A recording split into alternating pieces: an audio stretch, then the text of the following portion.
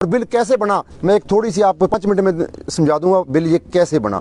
साथियों, अडानी और मोदी दोस्त हैं और उन्होंने कहा, अडानी ने कहा, अंबानी ने कहा, मोदी जी कुछ ऐसा कीजिए जिससे हम इस क्षेत्र में, जो अनाज का क्षेत्र है, जो कृषि का क्षेत्र है, उसमें हम शामिल हो जाएं। तो वो बोले क्या करना होगा मेरे को। तो उन्होंने कहा हमने मंडियों से माल खरीदना है। तो क्या खरीदो ना, कौन रोक रहा है, क्या रोक रहा है, जो मंडी में 5% टैक्स लग रहा है वो हमें वो रोक रहा है। तो मोदी जी ने कहा हटा दिया, 5% टैक्स खत्म कर दिया। तो इसी वजह से वो मंडियों के बाहर टैक्स खत्म कर दिया। और दूसरी बात, क्या करो अब व्यापार, क्या अब भी नहीं कर सकते, अब क्या दिक्कत आ गई। अब कृषि उपज मंडी समिति में जो टैक्स, जो एक स्टॉक लिमिट है वो हमें रोक रही है।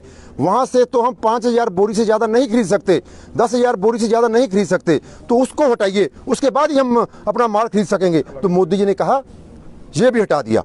तो जो एक दोनों टैक्स हटा दिए और दोनों जो फार्मूले अडानी और अंबानी के लिए लगा दिए। तो साथियों, इसमें किसान का कोई भी कार्य नहीं हुआ, ये एक बड़े व्यापारियों के लिए ये दोनों कार्य किए गए। और वो तो इससे भी आगे बढ़े गए। उन्होंने कहा हम पूरा सामान किसान से सीधा ही ले लें, तो कॉन्ट्रैक्ट फार्मिंग आएगी आगे। तो वो वहां भी नहीं रुके, उन्होंने कहा हम सीधी खेती करना चाहते हैं। तो उन्होंने वो क्या किया, सीधी खेती करने के लिए, जमीनें अधिग्रहण करने के लिए, जमीनें खोसने के लिए वो भी एक एक्ट बना दिया। ये एक्ट इस तरह बना है, इसमें किसान कहीं भी नहीं है, इसमें पूरी की पूरी रिलायंस इंडस्ट्री है, जो किसान की फसल, किसान की जमीन, किसान का स्वाभिमान खत्म करने के लिए ये एक्ट बना है। मेरे नौजवान साथियों, अगर हम यहाँ नहीं लड़ेंगे, ये हमारी अंतिम लड़ाई है। अंतिम लड़ाई या तो हम जीतेंगे या मोदी जी जीतेंगे।